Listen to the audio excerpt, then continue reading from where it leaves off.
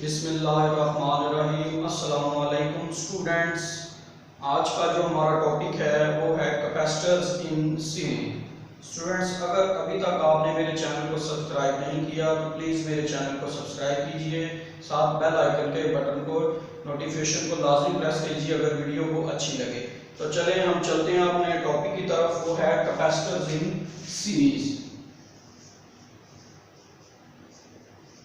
Capacitor in series. There are two combinations, series and parallel combination. Current के path का अगर एक रास्ता होगा तो उसे सीरीज कॉम्बिनेशन कहेंगे।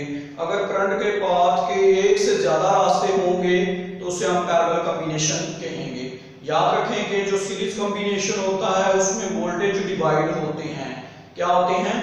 वोल्टेज क्या होते हैं? डिवाइड होते हैं। चलें हम डायग्राम बना के देखते हैं कि हमारे पास जो है तीन कैपेसिटर्स हैं। जैसा कि ये एक कैपेसिटर ये लगा हुआ है, दूसरा कैपेसिटर ये लगा हुआ है, तीसरा कैपेसिटर क्या है, ये लगा हुआ है। तीनों की कैपेसिटेंस जो है डिफरेंट है और ये डायरेक्ट जो है कैपेसिटर बैटरी के साथ क्या है अटैच है। ये इसका पॉजिटिव टर्मिनल है, ये इसका नेगेटिव टर्मिनल है।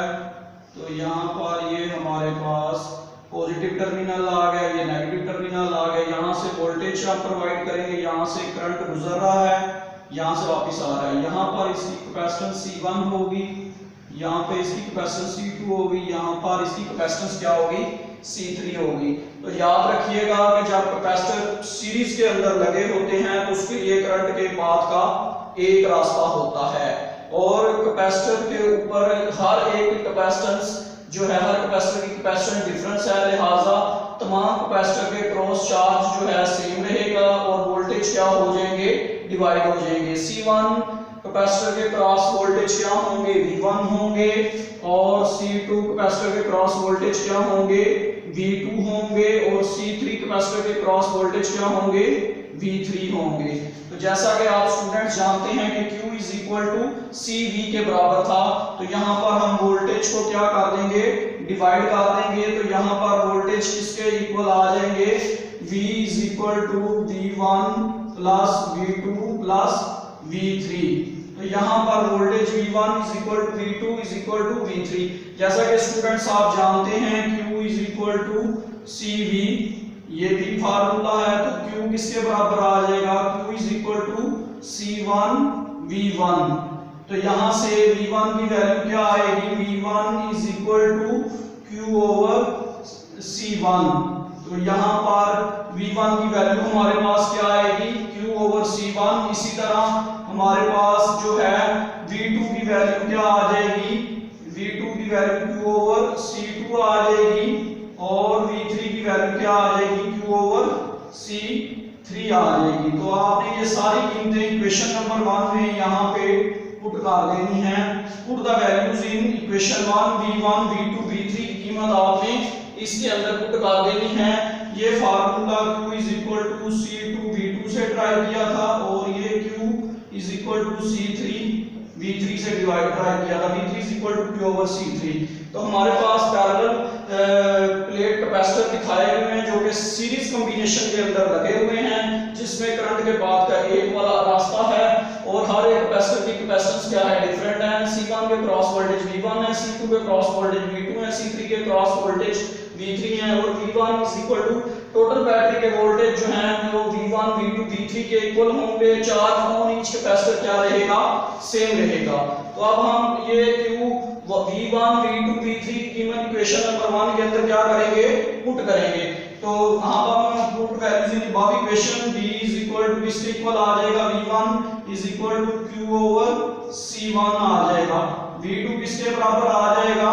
Q ओवर C2 आ जाएगा और Q V3 किसके बराबर आ जाएगा? Q ओवर C3 के बराबर आ जाएगा।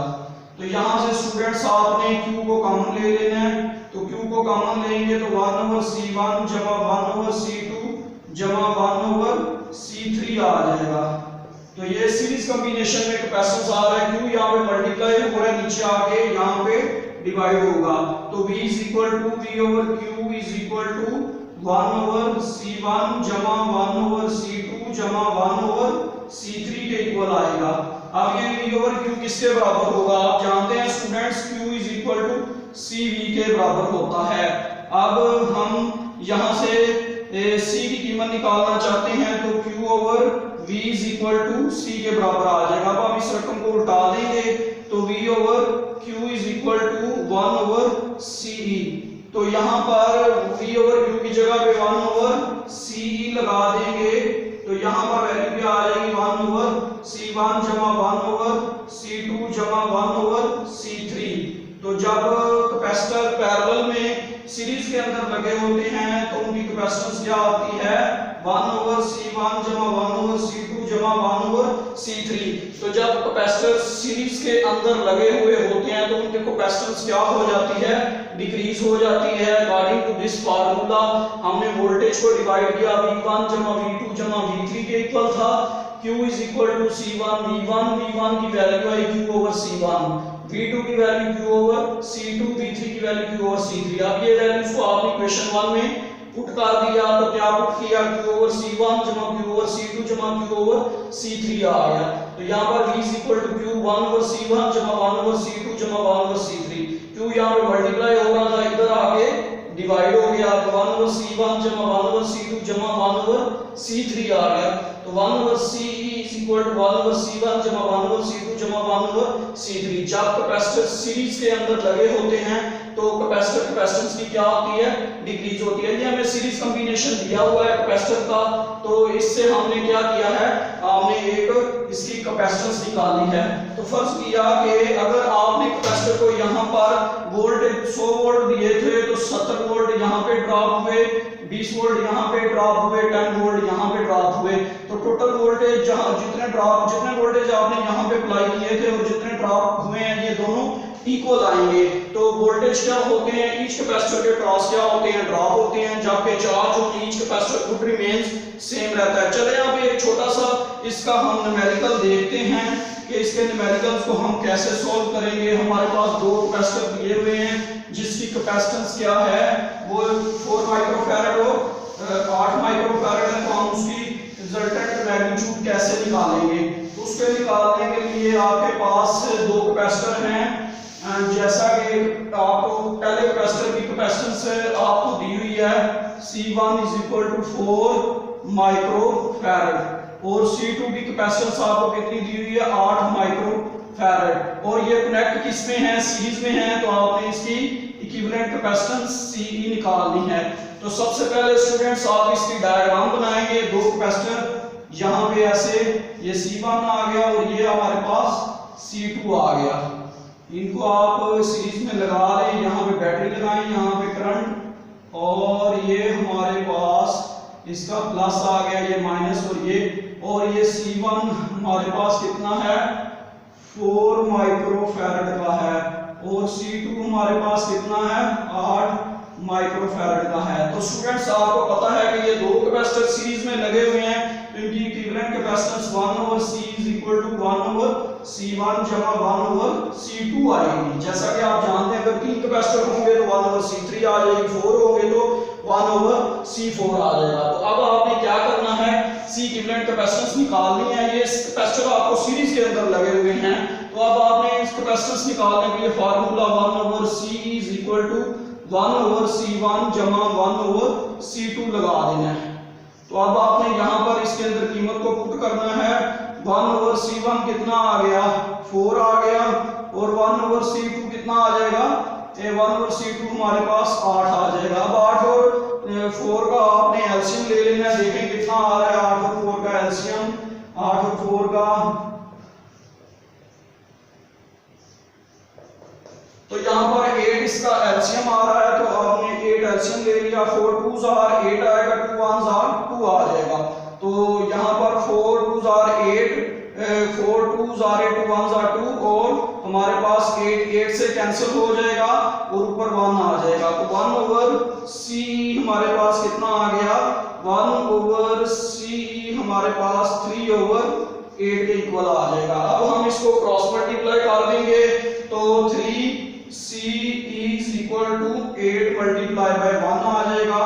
3C is equal to 8 by 8 आ जाएगा। तो C की इक्विवेलेंट कैपेसिटेंस क्या आ जाएगी 8/3। तो यहाँ पर हमारे पास जो कैपेसिटेंस आई है equivalent capacitance C is equal to 8/3 आई है। तो स्टूडेंट्स आपको दो कैपेसिटर दिए हुए हैं, C1 4 माइक्रोफैरड है, C2 8 माइक्रोफैरड है और वो सीरीज में लगे हुए हैं। तो C1 4 माइक्रोफैरड लिख लेंगे, C2 8 माइक्रोफैरड लिखेंगे। C इक्विवेलेंट कैपेसिटेंस निकालनी है 1/C is equal to 1/C1 plus 1/C2। 1/C1 की कीमत 4 आ गई, C2 की कीमत 8 आ गई। अब 4 और आपने 8 का जब एलसीएम लिया तो कितना आया 8 आया। तो इसको एक वैल्यू को इस पे डिवाइड किया, 4 2 आर 8 ऊपर 2 आ गया, 8 8 आर 1 ऊपर 1 आ गया। 1/C is equal to 2 plus 1 3 आ गया और नीचे 8 आ गया। तो यहाँ पर हमने क्रॉस मल्टीप्लाई किया, 3C is equal to 8 multiply by 1। तो 3C is equal to 8, C is equal to 8/3। 8 को आप 3 पे डिवाइड कर दें, जो भी कीमत आएगी वो आपके पास C is equal to 8/3 microfarad के अंदर आएगी। तो ये इसकी जो है इक्विवेलेंट कैपेसिटेंस होगी। तो ये सीरीज कॉम्बिनेशन का हमने स्टूडेंट्स फार्मूला पढ़ा है। जब कैपेसिटर सीरीज के अंदर लगे होते हैं तो कैपेसिटेंस को कैसे फाइंड करते हैं, और एक छोटा सा हमने न्यूमेरिकल किया है कि अगर आपको कैपेसिटेंस दो कैपेसिटर की कैपेसिटेंस दी हो तो आप इक्विवेलेंट कैपेसिटेंस कैसे निकालते हैं। तो स्टूडेंट्स ये था आज का हमारा लेक्चर कैपेसिटर्स इन सीरीज। अगर आपको ये लेक्चर की समझ आई है तो प्लीज चैनल को सब्सक्राइब कीजिए, साथ बेल आइकन के बटन को लाजमी प्रेस कीजिए। शुक्रिया, अल्लाह हाफिज।